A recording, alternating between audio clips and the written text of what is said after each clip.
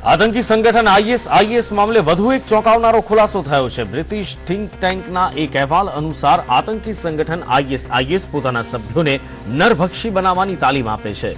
ફાઉન્ડેશનને એક હેન્ડબુક મળી છે જેમાં જેહાદીઓને માનવને કયા ભાગે કેવી રીતે ખાઈ શકાય તે શીખવાડવામાં આવે છે।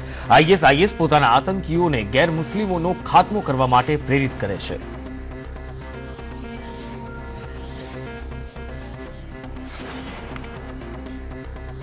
અમેરિકામાં હેટ ક્રાઇમનો ભોગ બનેલ ભારતીય એન્જિનિયર શ્રીનિવાસનના મોતના એક સપ્તાહ બાદ વ્હાઇટ હાઉસે આ મુદ્દે પોતાનું મૌન તોડ્યું છે। વ્હાઇટ હાઉસે સમગ્ર મામલાને વખોડી નાખ્યો છે અને કહ્યું છે કે કાંસથી આવનારી ખબરો પરેશાન કરનાર છે। અમેરિકાના આ પ્રકારની પ્રવૃત્તિઓ સહન નહીં કરી શકાય।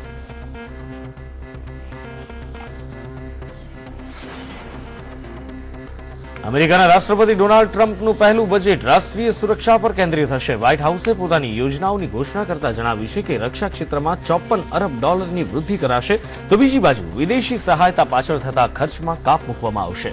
ટ્રમ્પ શાસને કહ્યું છે કે ચૂંટણી પ્રચાર સમયે કરાયેલા વચનો પૂર્ણ કરાશે।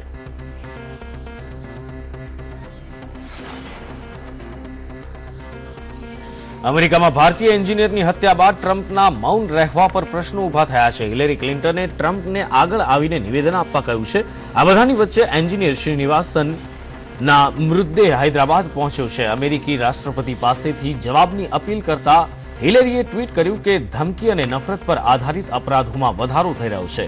આપણે રાષ્ટ્રપતિ ટ્રમ્પને તેમની ભાગીદારી બતાવવાની જરૂર નથી। ટ્રમ્પે આગળ વધીને આનો જવાબ આપવો જોઈએ।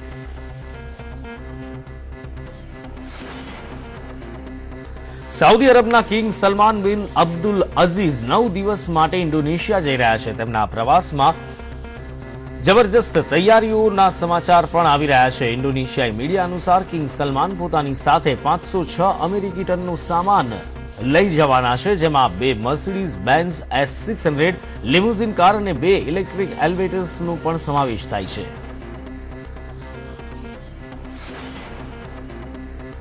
નેધરલેન્ડની 99 વર્ષીય મહિલાનું જેલ જવાનું સપનું હવે પૂર્ણ થયું છે। આ મહિલાની ઈચ્છાને પૂર્વ ડચ શહેરની પોલીસે પૂર્ણ કરી છે। પોલીસે આ મહિલાની તસવીર ફેસબુક પર શેર કરી છે। આ મહિલાનું નામ એની છે અને તેને હથકડી લગાવવામાં આવી છે।